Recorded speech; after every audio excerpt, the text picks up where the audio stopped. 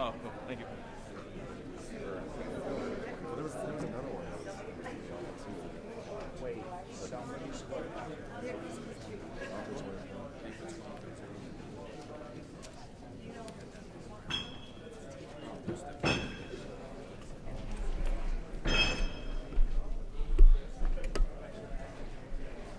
I don't know if this will work. You're shooting down. They never put that many out. Won't this look weird shooting down? Is this thing on? It's on. We're on. Can you hear us? All right. So, Stephen Morocco here. Is it Sports Illustrated? Where do you work? No, USA Today, MMA Junkie. MMA Junkie. Basically, just world-renowned Stephen Morocco. Or in the Orange County. And wherever your mom is currently living. Right. So we're here. We're about to start the pros contest, you see, but we figured we may as well start, doing something for you guys while we're waiting. So, in general, what was your number one takeaway from the night today? I'm very curious as to see what they do with Rory McDonald and the welterweight division. I think it's pretty clear that obviously there's a lot of options for him, but with the dominant victory, I think they've got a lot of options for him in terms of what's going to happen next. I'm curious where Johnny Hendricks goes from here, what happens with him, what happens with who they pair McDonald up with.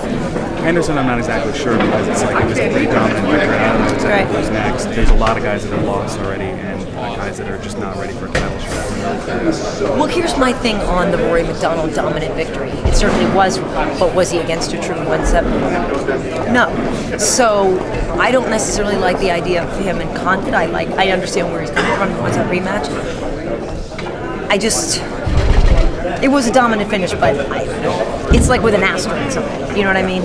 Jake Ellenberger's coming off of a win. They don't like to pair winners with losers. Right. Jake Ellenberger's coming off of a win. There's also Don Kyung Kim, That'd who's be back on the winner's track. Right. Although he might not have the name yet. But again, we got to build this guy even more. Right. He just had a big win. You don't necessarily put him in against a title contender just next. You can build him a little bit more and go with a more like a guy like Don Kyung Kim or Jake Ellenberger. So he's basically we're treading water. Right. We got to tread some water until George maybe Jake vacates. Next. You're saying because he'll never fight George. Right. Exactly. So basically, until George leaves, you're saying don't put him in a he's got next position because he won't fight George. Okay. So do you think Shogun should retire? I think he's definitely hit the glass ceiling, and this was definitely one of the bouts, like I said before, the torch passing. It's looking like diminishing returns at this point. he alternates wins and losses. He has good performances, but then again, his most recent performance came against Brandon Vera, who's kind of who's probably done himself or very close to done. So it's diminishing return at this point. I don't know whether he's ever going to actually get back to the level where he's able to perform at the level that he once did. Right. He's had a lot of gym wars and been around for a long time, and that's showing the same way as it showed with BJ Penn. That being said, I don't think Alexander could take John Jones. Oh, are they here? Oh, no, there's Misha. Just Misha. Oh, okay, so now we're going to have another classic episode of somebody taking a Trevor Bottom. Do you remember that? That happened up in Calgary. I have no knowledge of that whatsoever. I didn't say it was you. Yo, I know. Maybe we can get her over here. Did you? So do you think though Alexander's ready for John Jones? I would say no. Right. I would say no too. I think he's getting better, but I don't think he's ready. I think the consensus is that he needs at least maybe 2 more fights. And ladies and gentlemen, Ron Kruk joining us now on the broadcast. We're on a live broadcast right now. Wow. Because that's the way we like to, Welcome. Access. Oh, you're under contract. I don't know these two. Good to see you. What did you think of the night? It was a great night. Yeah. I mean, national television audience seeing those fights from the prelims all the way through. Yeah. Incredible. Yeah. Just talked to Dana. How's he feeling about it? He was giddy as a squirrel. Oh, really? I mean, he was extremely happy. Nice. Yeah. Very good. I kind of got the feeling, to me, it seemed like Nate never got his groove tonight. I felt like, if you looked at what he did against Cerrone, and he was just so at ease, and even though he took a lot of the same kind of shots to the legs with Cerrone, I just felt like tonight he never really got his groove, and I felt like, the flipping on this and that, he was trying to get his mojo going, and I don't know if it was just that Benson was just too strong, or what was going on. I just didn't feel like we saw the Nate that we saw last time. I have never seen Nate Diaz dominated the way that we saw him dominated tonight. Benson Henderson doesn't have a mark on his face. Yeah. I mean, it shows how dominant he really was. I think Rory McDonald's the last person that dominated Nate, and that was at 170. So. Yeah. Right. And so, but Benson looked terrific. Great game plan, diverse striking attack. I was very impressed with that. The leg kicks were really what was a big key and factor in this. But, I think he had something to prove. All his title fights have been so close. Right. And finally, he comes out and, no questions, dominant performance. Do you think Frankie Edgar was sitting at home going, yeah, that looks like a champ?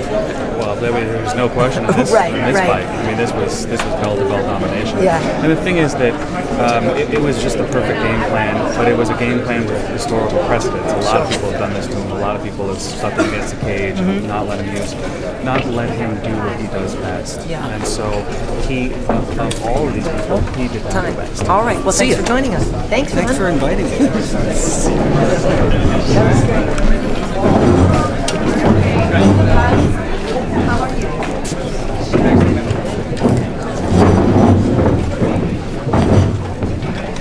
All right, guys. Start the presser. First and foremost, let's go through attendance. 14,412 for a gate of $1,522,600. A complete sellout here at Key Arena tonight, so I want to thank the folks at Key Arena. Cielo once again proved to be a great fight town. Bonuses tonight were $65K. Fight of the night, Scott Jorgensen and Albert. Scotty also got the submission of the night. And the knockout of the night, the timeless wonder himself, Mr. Eve Edwards. We're about 10 minutes away from the main event competitors. They're finishing their medical follow-up, so let's go ahead. Who's got the first question? Sean, I have the mic. I think Nate would encourage me to say, don't be scared, homies.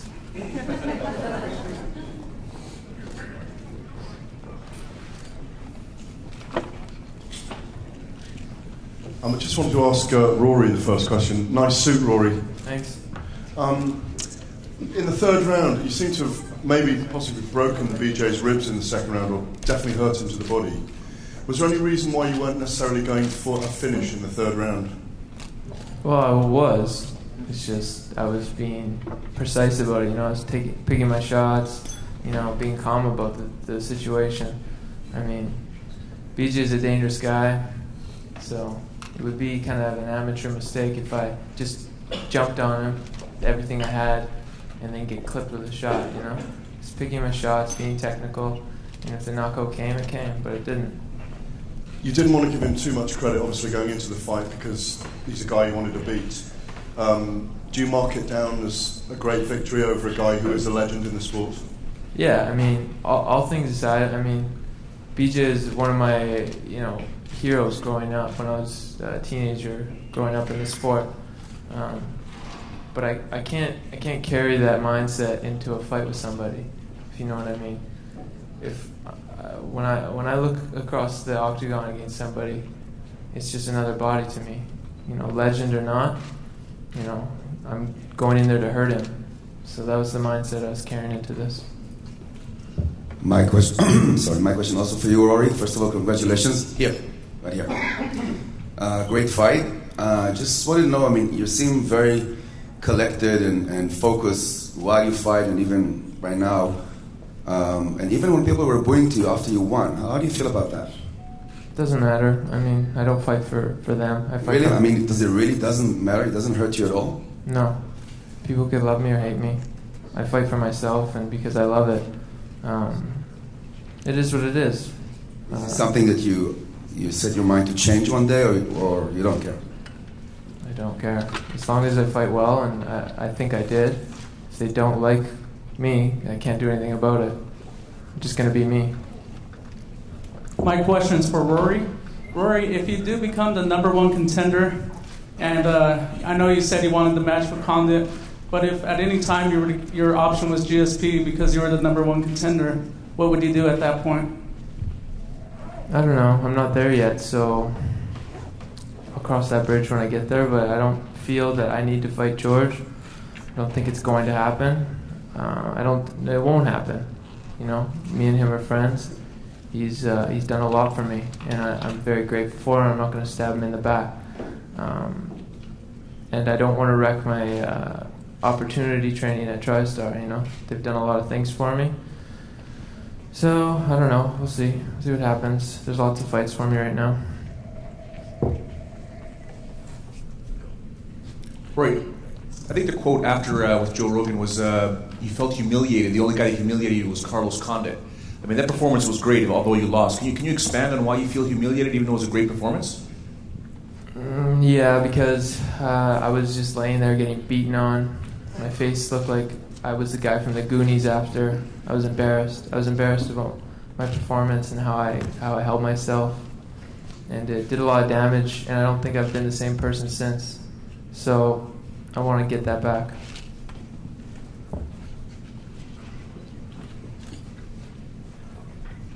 This question is for Yves. You were supposed to face Jeremy Stephens, and the bout gets canceled. Tonight you finished the bout in emphatic fashion, in amazing fashion, dominant fashion. Did that add motivation to pretty much put a stamp on it? I don't know if it added motivation, but training for that fight with Jeremy the first time for the October bout, I left home. I live in Austin, Texas. My family's in Texas. My wife's in Texas. I left home in August to train for that fight. Got to Minnesota, it didn't happen. Went home for a week, and then left again. And I'm not going to be home until tomorrow, So that was motivation enough for me to try to finish, to go out there and get it. When Cholis got hurt, Jeremy was the replacement. I was happy because it was someone I had trained for, someone I prepared for. And at the same time, I know I don't know if it was out of his control or not, but it was someone I had a little bit of, I wanted to get at him, I felt like he took a little bit away from, a lot of time away from me and my family, and then, and it's just kind of how I motivate myself. It has nothing to do with any malicious intent towards him or anything like that. It's just, I felt like I was away from the people I loved the most for a long time, and most of it was because it was his fault. Rory, congratulations on your victory in the front row here. This event, your fight, kind of had a main event feel to it with the atmosphere, at least watching it. Do you feel that this was just a stepping stone in your career, or given the atmosphere and the opponent you're up against, was it a bigger stepping stone? And then secondly, did BJ surprise you in any way? It was a big opportunity. I consider it a stepping stone, but it was a big opportunity for me, and I think I made good on it. You know, I got a good victory. I performed well, used good techniques. But BJ is he's no stepping stone. It's just another fight in my career. That's all it is.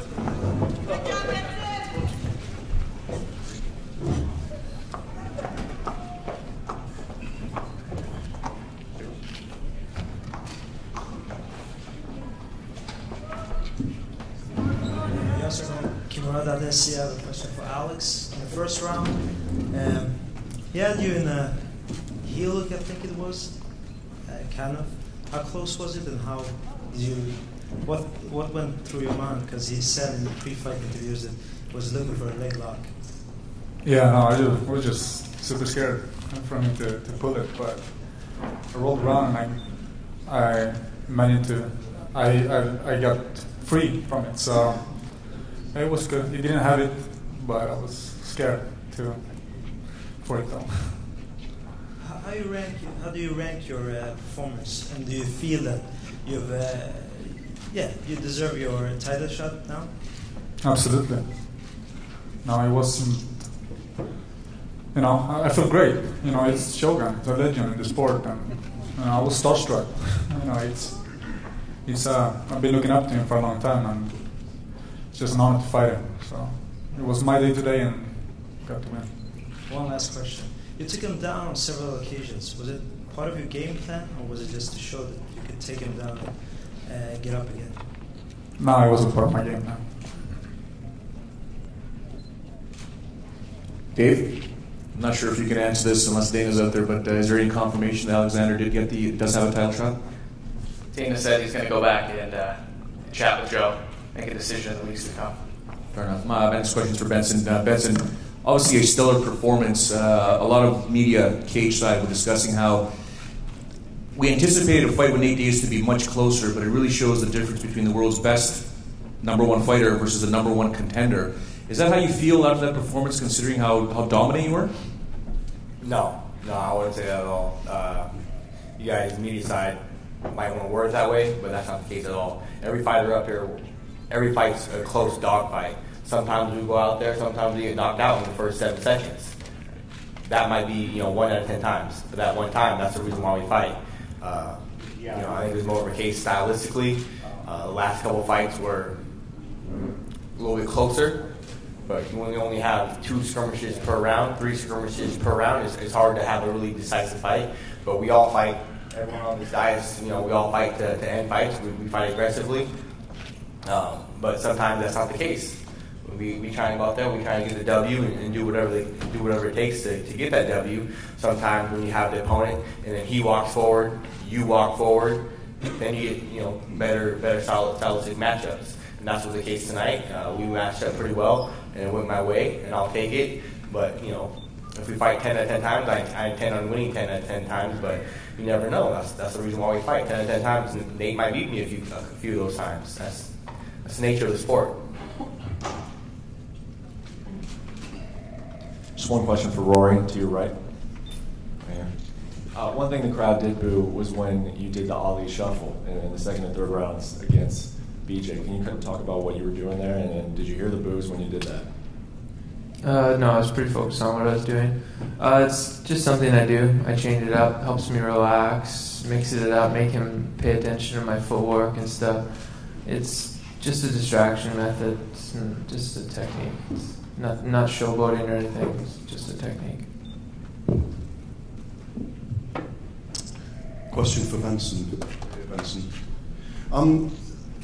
Toothpick in your mouth. Is it true you fought the entire fight with a toothpick in your mouth? I cannot confirm or deny that. I normally do, yeah. I have in practices and when I spar, when I fight. It's a bad habit, but whatever. I've gotten away with it so far. Are you uncomfortable when you haven't got the toothpick in your mouth when you're being hit in the face? Then? I wouldn't say I'm uncomfortable. Majority of the time I have it in. Sometimes I don't. Whatever it is, what it is.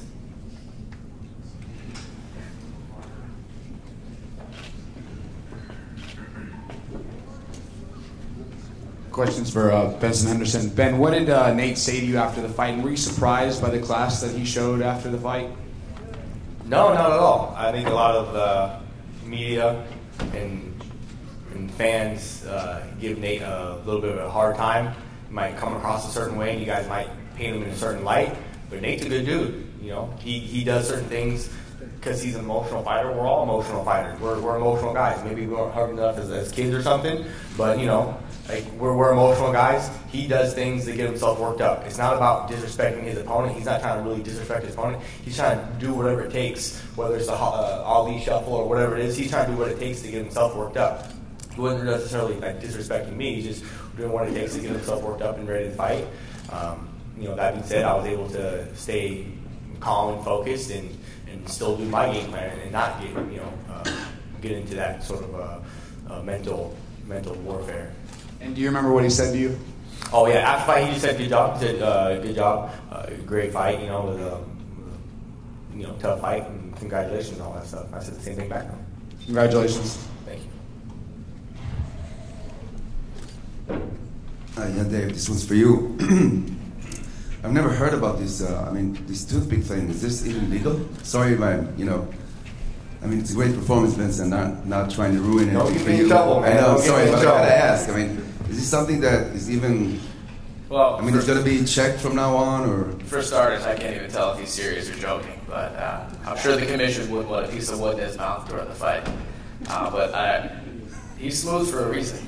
I don't know. Right. I can tell you the commission probably wouldn't love it, but I was joking. I did not have a toothpick in my mouth during the fight. I was being facetious. Well, you fooled me. Okay. And question for you, Benson. And seriously, great performance. So, you're obviously very religious and very focused on your. Give a lot of credence for being men of faith. How does that work for you, like in a normal day lives, and what do you do to pursue your religion besides like fighting? Well, for me, it's more of just a daily walk. It's what I do every day. It's not really about putting on a show or doing it blah blah blah. It's about more your daily walk with the Lord, and I'm not ashamed to wear it on my sleeve. I'm not ashamed to put it out there. It's another thing. I'm an emotional fighter. I'm an emotional guy. That's what helps me get worked up in the right mental frame to go inside the octagon and try and beat somebody up. So be it. Some guys need to, yell themselves and slap themselves in the face and go crazy. Some guys need death metal music. Some guys need gospel music. So you don't see a conflict between being religious and beating somebody in the face? A conflict between being religious and competing in a sport, the sport being MMA. No, I don't see a conflict in that. I agree. Thanks. Yeah, no problem. Go ahead, Joe. Question for Matt Brown. Matt, can you talk about what a victory means over a guy like Mike Swig, especially on such a grand like on a grand stage, like cable television like that? I don't know. Hopefully it means a lot to everybody else. It's just another fight to me. I'm glad that I got to do it on a big stage on Fox with a lot of people to be able to see it and show what I can do. And hopefully, it moves me up somewhere. Sort of the same question for you, Scott, in terms of where you were placed on the card. Obviously, the first fight of the evening wasn't even on the prelims, but you made a statement with your performance. Obviously, you've been compensated for the performance. What do you feel that victory does for you? To tell you the truth, I was bummed to be on Facebook. I got a number of fights now under Zuffa. I do not disappoint when I come to fight. I come to fight. That's one thing people know out of me is I'm going to come out there and I'm going to leave it all in the cage, win, lose, or draw. Coming out of my last two fights, I wanted to get a big victory and make a statement. And it felt good to go back out there and be in front of millions. And I'm glad they played it on FX. And the bonuses don't hurt. So, this is my first time winning double bonuses, so it was not the last. Question for Benson Henderson. There's a guy in Strikeforce named Gilbert Melendez. I see somebody you're eyeing next. I said it a couple times before. I'll just go ahead and reiterate. I want to fight the best guys on the planet at 155. Line them up. I'm not going nowhere.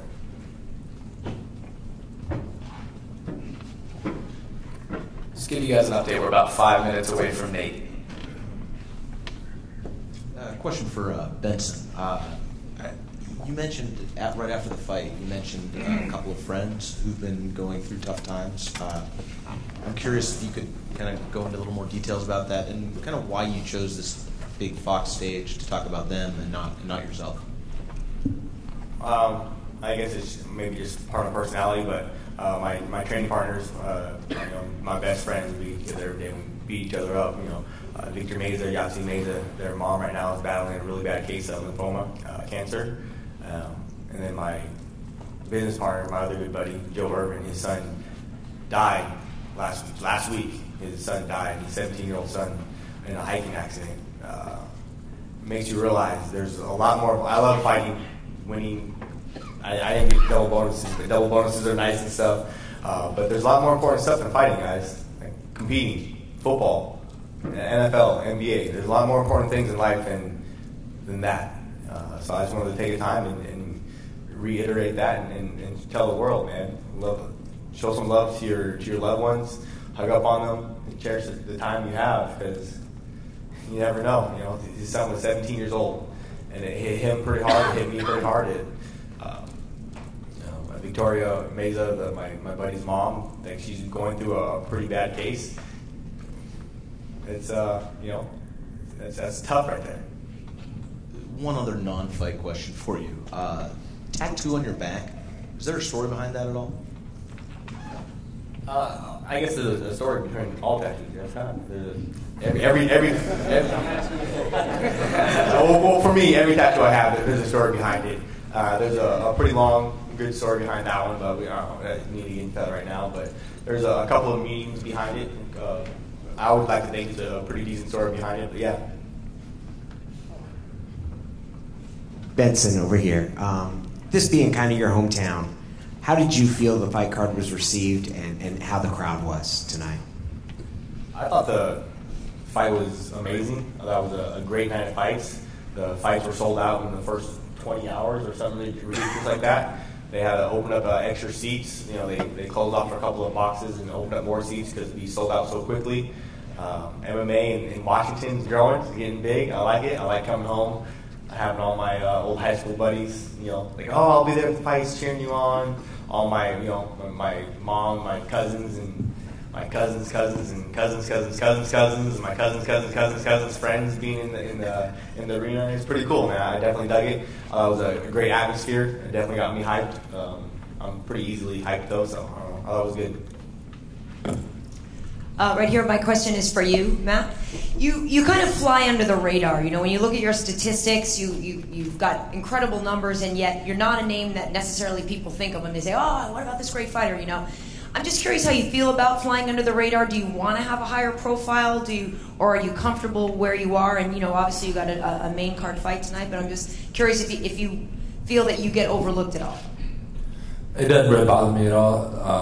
Every day I just wake up, train hard as I can, do the best I can in every aspect of my life, and go to bed and try to do it again the next day. I don't really worry about all the other things in life. Just take it one day at a time and do the best I can.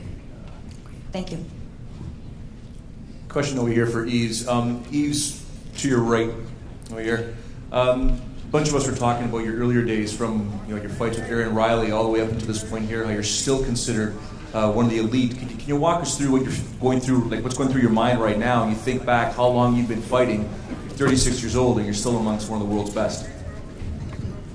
I guess it's flattering just to hear someone consider me to be in the top, but at the same time, you know that you're one of the best guys in the world. You fight in the UFC, but it's amazing, man. I mean, this is the most time spent around Benson this past week, and he would tell me things about when he first started fighting, and he looked up to me and BJ, and like those things. Like, I'm not too amazed by being 36 years old and being able to compete. I still feel pretty young. I still feel pretty strong.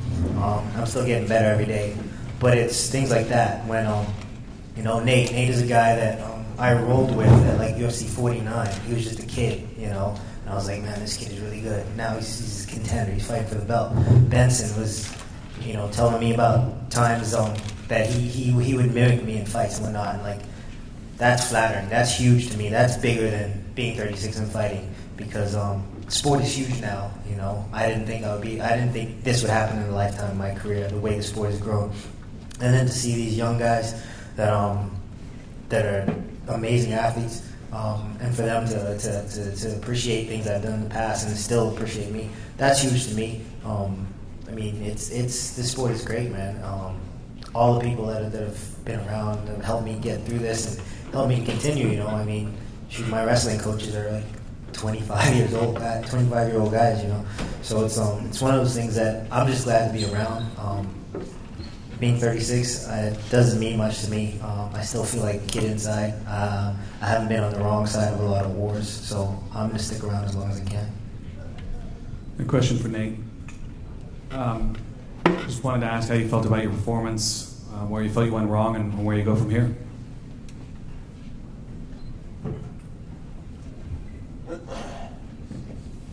I didn't perform how I wish I could have.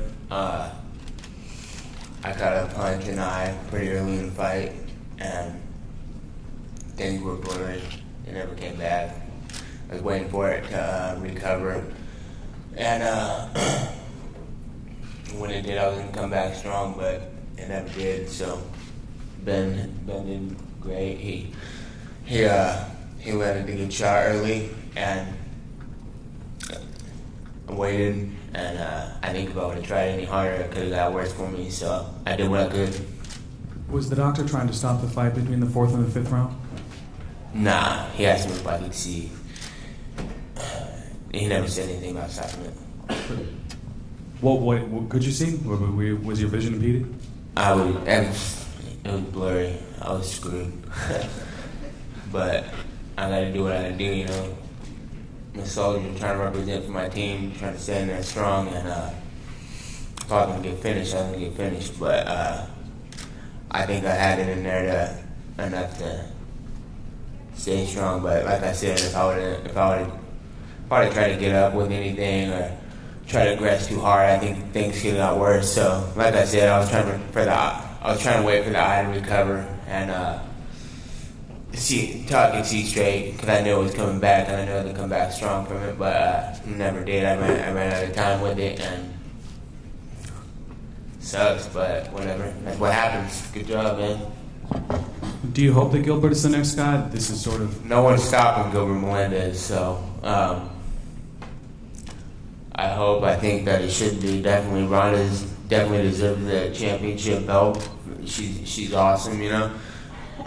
She did great over in Strikeforce and put it down and did what she had to do. She's the champ, so I don't think there's any reason why Gilbert Melendez hasn't showed enough over the years. He's got the most perfect record, beat all the best guys, and I think that he's definitely the next guy in line. It's not my call, but I definitely think if not, he's coming, so watch out.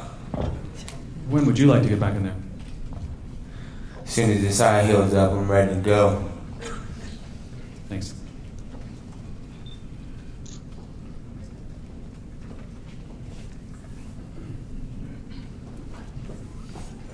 Nate, over on your right side, just like even with your answer right now, you know, a lot of your fans really appreciate stuff like that. Like, you know, that's why you have such a strong fan base, both you and your brother, you know, mentioning once your eye heals up, you're ready to get back in there. Can you just speak to the amount of support you guys get from your fans? Because it seems like over the past year and a half, you and your brother, your fan base just went to a whole different level. I love it, man. Anybody who supports us is great. That's awesome. Main thing, I don't think, like, I see a lot of people out there trying their best to do what they can to get fans, and I don't think I put a whole lot into it.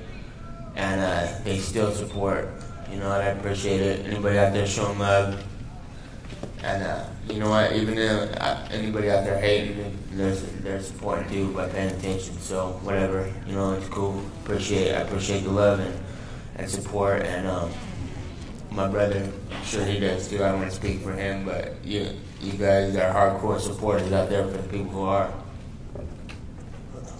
This is for Benson. You brought up that you would fight anybody pretty much at 155. Is there anyone for any specific reason that you'd have a preference if you could pick, say, a next opponent, or some names that might pop into your head of people that, for whatever reason, that you'd be most interested in fighting? Now, like I said, the talent, the pool of talent at 155 is pretty deep for the UFC.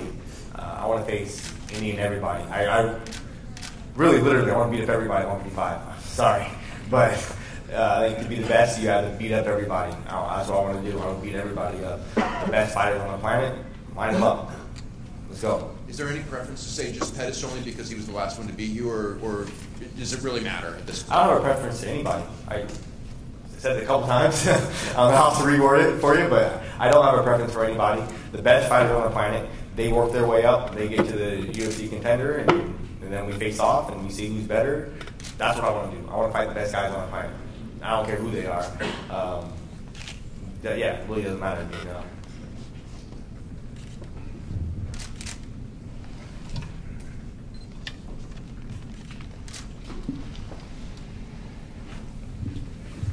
This question is for Alex Alexander.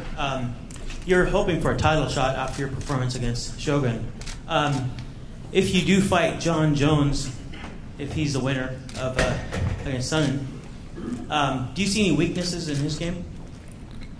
All I can say is I'm ready for a title shot. Whoever has the belt, when I get the chance to fight for a title, I'll be more than ready for it. Dave, is there an update on BJ Penn's condition? You're saying that potentially there's a broken ribs there in the second round. And has anyone from the UFC spoken to him? Is he walking away from the sport? Does he want to continue fighting? Does he want to drop down, stay at 170? BJ, when he came out, obviously he was banged up. It was a rough fight with Rory, but he was transported for observation at a local hospital. We haven't gotten into his future yet, but he's been transported, and as soon as we have an update, you guys will. Another question for Alex. Alex, if you do fight for the belts next, you may have to wait out until possibly June, July. Are you happy to be out for 6.5, 7 months, or would you like a fight in the interim? No, I want to stay active. I want to fight, so I'll fight whenever. I was away for a long time. I fought last time in April. That was too long for me. So to wait till summer again, that would be too long. I'm going to fight earlier than that. So if you don't get to fight Jones or Sonnen next, who would you like to fight in the interim then? I don't have any special. I want to fight for the belt, and if they give me one before that, I will. It doesn't matter. I fight whoever UFC gives me. Dave, quick question about Shogun. Was he taken to the hospital as well? Can you give us an update on him? The latest I have, he was not transported, but he's on his way back to the hotel. Obviously disappointed in his performance, but was not transported to our knowledge. Thank you.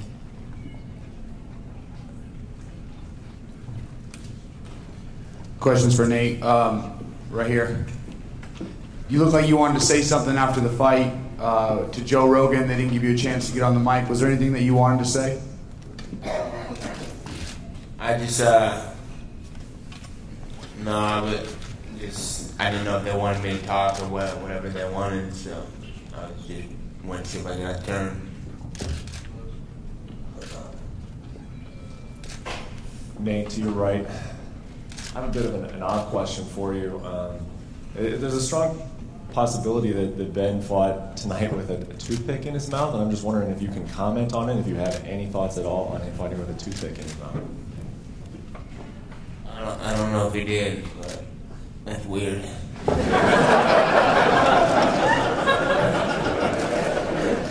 By the way, guys, I think Ben was pretty clear he was joking. He was joking. Weird, but joking. My question's for you, Nate. Right down here on your hey. So a couple of times it looked like you were getting close to sinking in, some kind of submission, a lock or leg lock. So I'm curious how close you were, and it obviously seemed like you were really trying to use the jiu-jitsu in your game plan, and I'm just curious how you felt about how your jiu-jitsu was working against Benson and how close you were.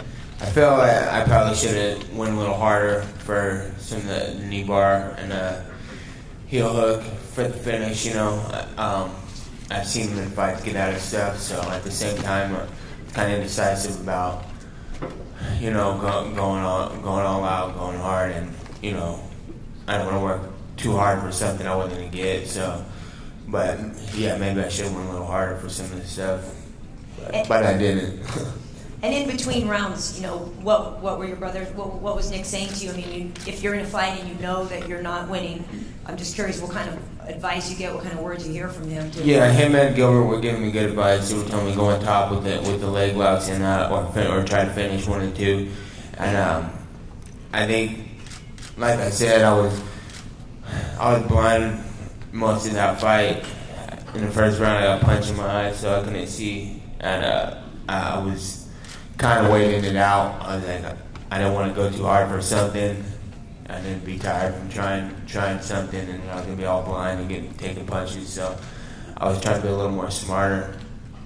Could have worked out for the better. Could have worked out for the worse. Thanks.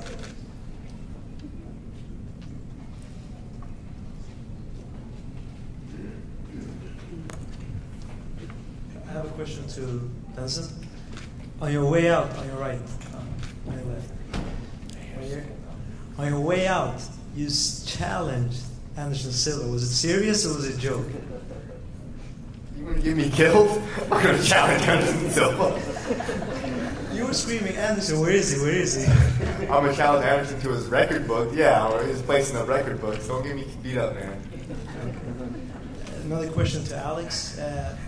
Lyoto Machida and Dan Henderson are supposed to fight in February. If Dan Henderson's injury is not well, do you consider are you able to fight Lyoto in February? If they ask me, I have to take it with my team. But do you feel like you have an injury or do you feel well? No, I feel well, but I need to take that question with my team first. Take time for 2 more.